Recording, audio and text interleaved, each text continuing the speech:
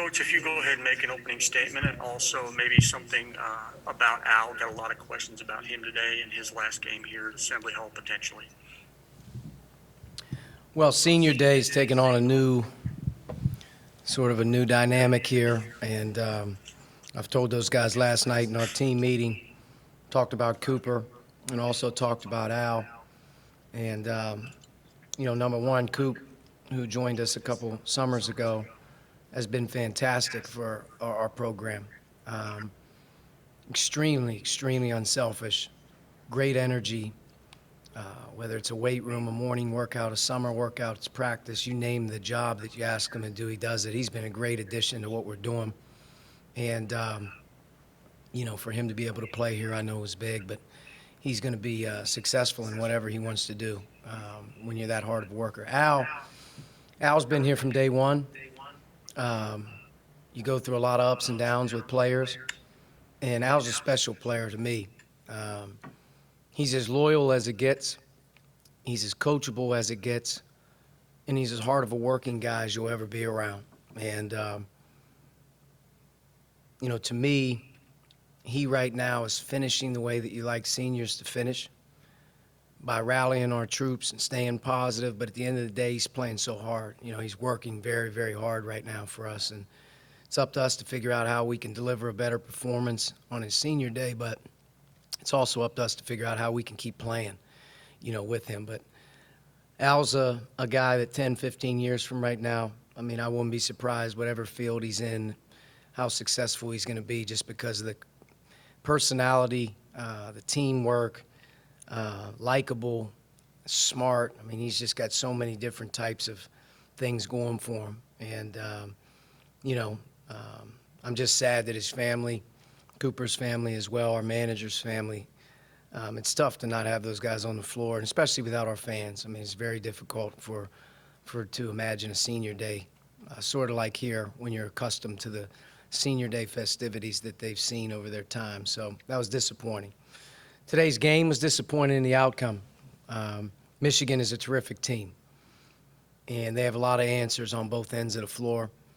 Tremendous size, inside on offense and also inside on defense. Very difficult, to stay in rhythm on offense because of their ability to switch likes, and they're so big at the 3, 4, and 5.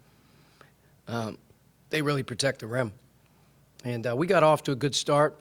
The first half, I have to watch the film, but, they shot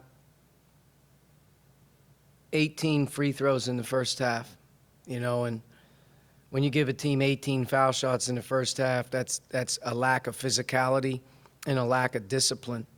And I think, their overall size and ability to drive was the more aggressive team. I also thought we had some really tough reach-in calls that are undisciplined, but they made every free throw. 16 out of 18 in the first half was a big deal. We are the number one free throw shooting team in the league in terms of getting to the line, and I don't think we've been outshot from the foul line 18 to 9.5 all year. That was a big part of the first half, and it changing towards the end was our guys having to sit.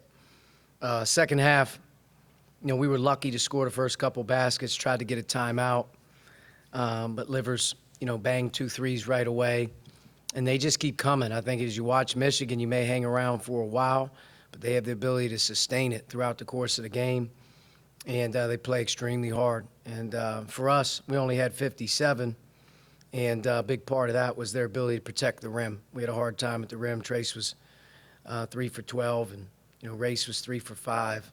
But, to me, we had one stretch in the game that really stood out, which was our lack of ability to rebound and chase down balls in the second half. Other than that, our guys competed pretty good. I thought our attitude was good. And today we ran into a good team. And when you're down a guy like Armand, you're going to have some odd combinations.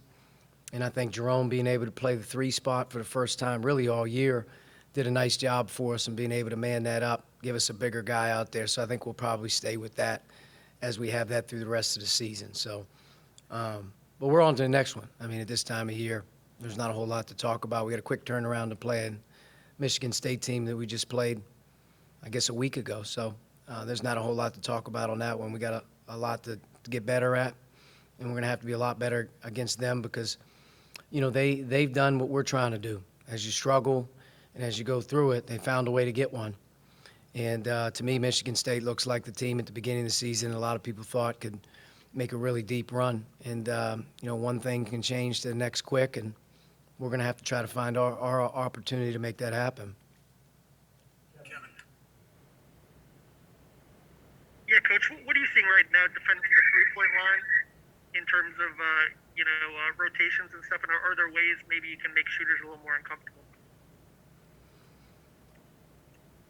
I think our three-point field goal percentage defense has really suffered because of our lack of smarts, effort, and communication in transition over the course of the season. Transition defense has been our biggest problem. And when you're playing against a team like a Michigan or you're playing against some of the teams that really have four shooters out there, we've really struggled with that element. That's a big part of them why. I think the second part of it is if you're not able to guard the ball, if you're not able to rebound it effectively, and your help is late, you're not where you're supposed to be when you're supposed to be there, you're going to break down. And that's the second part of it.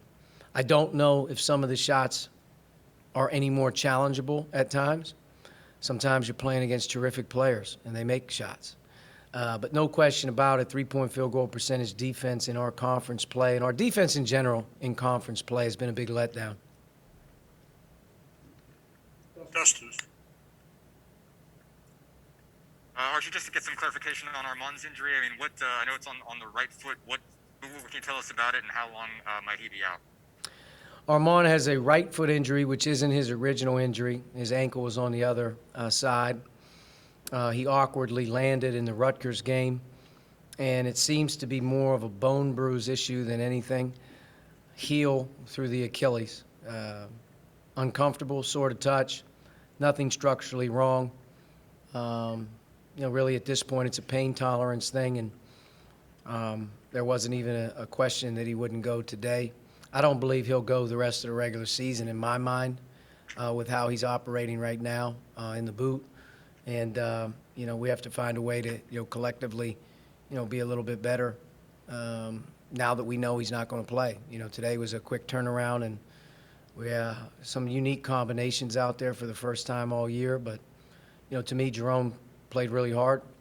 Did a pretty good job for us on both ends of the floor, and he'll be a little bit more comfortable as we go into the next one. Greg.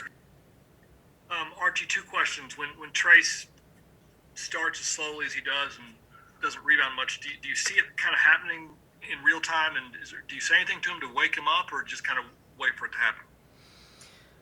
Yeah, I think, Greg, Trace has started slow, and I think part of that is maybe a little bit on him just in terms of his aggressiveness and his approach. But he's been better at it recently. We've tried to do a better job of finding ways to get him started a little quicker with a basket and whatnot. But, I think in this one, he had some looks there early in the game that were tough shots against huge size. And sometimes him not being able to make a couple early slows us down. But usually he picks it up a little bit and keeps it going throughout the course of the game. Today was a hard one, though, and I think I watched the Iowa game at length the other day, and I saw, the leading scorer in the country have a very difficult time scoring in that game as well. There's a reason I think Michigan is championship good, and I think a lot of people will talk about their skill level, and a lot of people are going to talk about their versatility and their ball movement and how hard they are to guard. I think they're one of the most difficult teams to play against on the other end of the floor. I mean, between Wagner, Livers, and Big Hunter, I mean, you're looking at 6'10" to 6'9" to 7'2" across the board. And with Livers and Wagner's ability to switch, things are very difficult across the board. I thought today they mixed up their defenses, tried to take us out of rhythm and sets, and made us play the game. And, I think when we got Trace on the run and he's able to get some pick-and-roll game, he's able to get some more face-up opportunities, he was better at attacking the basket, but tough to score with low post, back to the basket moves consistently against that type of size inside. And Davis does a good job when they bring him in too. He's very underrated. Last question, Tom.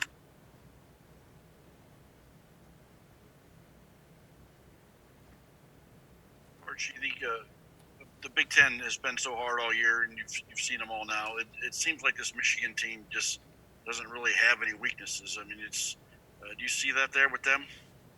No question, they deserve all of the whatever the word you want to use, accolades, praise. They deserve it all. First and foremost, I think, regardless of how they play on offense and defense, they have a great spirit about them. I mean, I think that's the one thing that probably you'd have to look at Michigan and just look at the way that they vibe and they play on both ends of the floor. They get after you. They play hard for one another. They have a great bounce to them. So you can tell they're very together. That's a big part of what they're doing.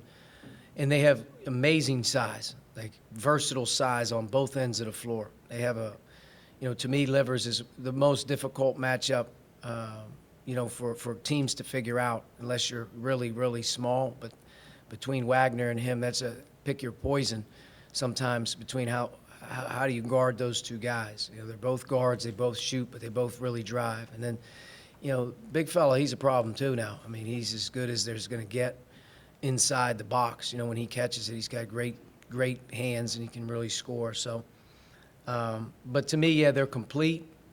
And, as they approach here toward the finish, they have a great opportunity to do, and go as far as anybody in the country. I haven't seen some of the other teams. I know within our league, if you do what they're doing, you're the real deal. Thank you, Coach.